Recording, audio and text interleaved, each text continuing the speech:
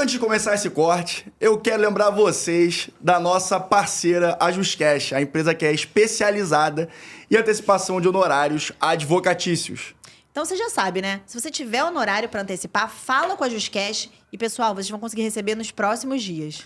Então, acesse o link da JustCash na descrição desse vídeo. E aí, Felipe, eu acho que o que eu ia conversar antes complementa exatamente o que o Pedro falou, porque você estava na comissão do Senado que estava discutindo o PL 2338, que seria o PL que pretende regular a inteligência artificial. E quando ele começou a se desenvolver, ele era algo que que se espelhava muito no AI Act. Só que você está me trazendo agora que, de alguma forma, a Europa está remodelando o seu posicionamento. Porque, ainda como o Pedro falou, quando você está falando sobre inteligência artificial e o impacto dela, não só na vida do cidadão, mas o impacto que ela gera no mercado, começou-se a perceber que o excesso de regulação poderia criar uma evasão de tecnologia e hoje em dia ninguém quer ficar fora desse grupinho tecnológico.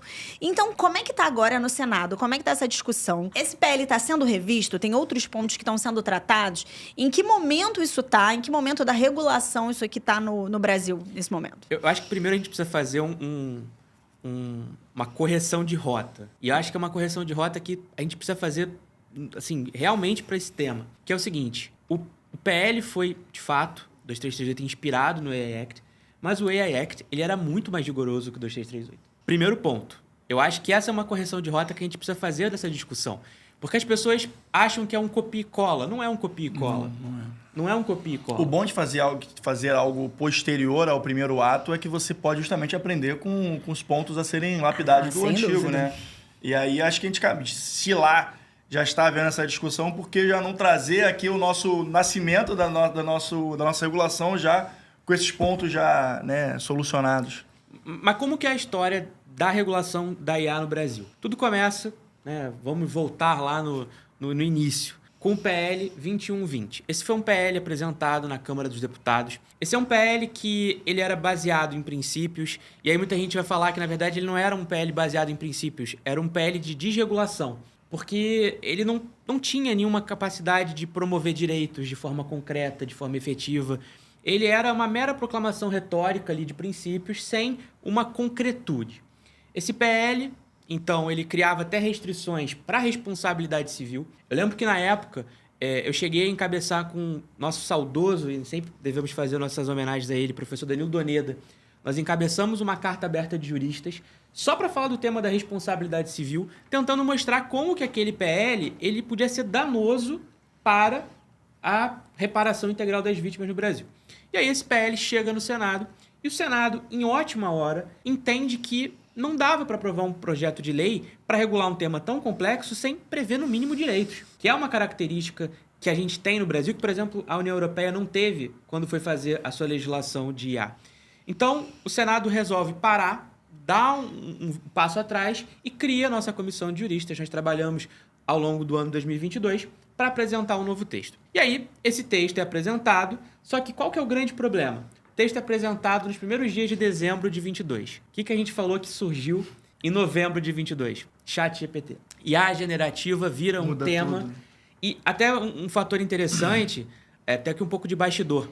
As pessoas não acreditavam no que a gente estava fazendo na comissão de juristas. Elas achavam que isso não vai para frente, ninguém vai regular isso não vai dar em nada. Posso fazer duas perguntas sobre isso? Uma, você está desde 2017... Nesse universo estudando inteligência artificial. Quero fazer a pergunta para você e para a sua bolha, assim, digamos, né, de estudiosos dessa área, que é, a partir do ChatGPT, você já sabia o que estaria acontecendo agora com mudança de comportamento da sociedade, de forma geral? Hoje em dia as pessoas preferem muito mais ir ao ChatGPT do que ao Google, assim, galera que está mais antenada, né, com o que está acontecendo na internet, mas que está mais atualizada. E também o impacto que eu falo sobre, assim, as pessoas que não tinham esse conhecimento. Aparentemente, as pessoas não tinham conhecimento nenhum do boom que teria. Mas e vocês? Vocês tinham proporção do impacto que o nascimento do ChatGPT traria? Eu acho que assim, a gente conseguia mapear que alguma coisa ia acontecer num espaço muito rápido. Exatamente o que ia acontecer, eu acho que era um pouco de exercício de futurologia. Sim. Porque, se a gente for pensar, os Jetsons já falavam de coisas de inteligência artificial que a gente está tendo aqui hoje. Sim. Então, não deixa de ser um pouco de futurologia. A gente imaginava que as pessoas iam ter assistentes pessoais. O filme Her, de 2013, já falava de chatbot. Perfeito.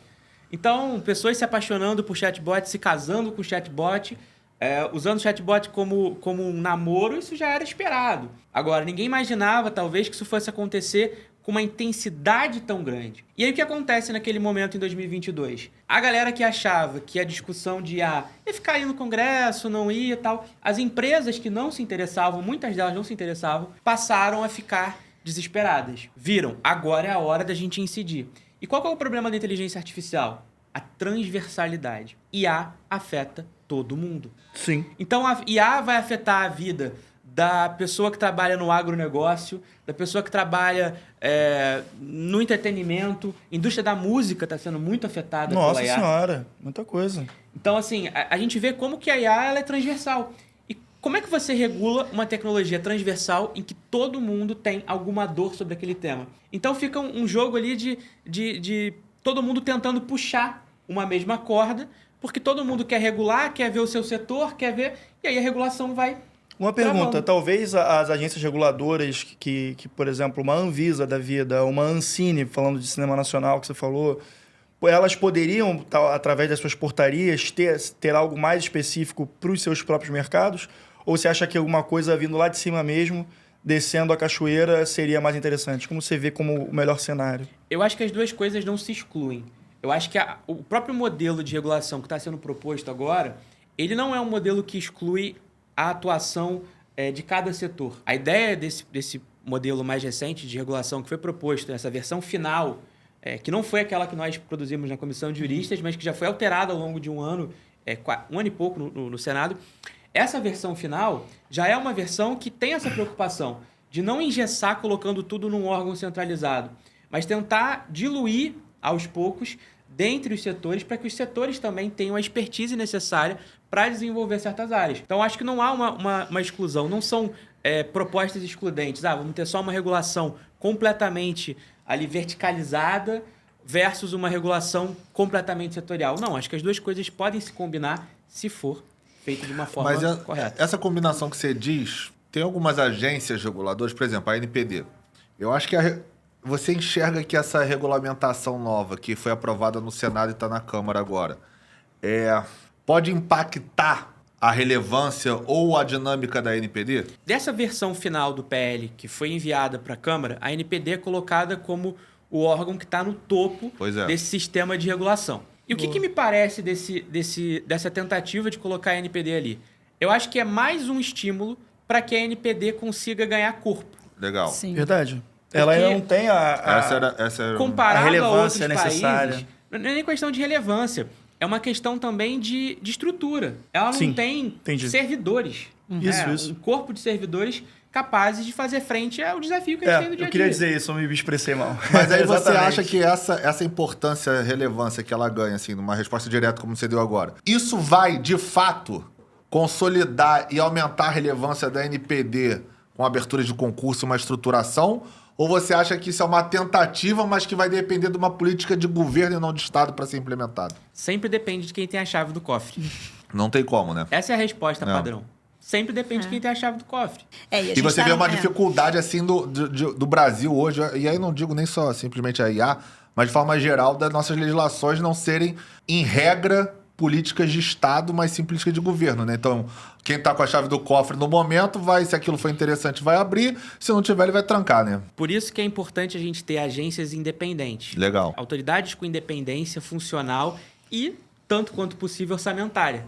Porque aí você para de ter essa dependência de um cofre, de alguém que esteja com a chave do cofre, que vai acabar limitando até o poder de atuação dessa agência, dessa autoridade. Então, no fundo, esse é o grande desafio. E não é só para IA, isso é para tudo. Sim, para tudo. Desde sempre, né? Deveria meio que importar um modelo tipo BNDES da vida, o Banco Central, que tem uma certa autonomia ali nas atitudes, né? Nas suas formas de conduzir os negócios ali de cada um. Né? Mas essa autonomia também não pode ser tão grande a ponto de ter um risco de captura, que aí já é um outro problema.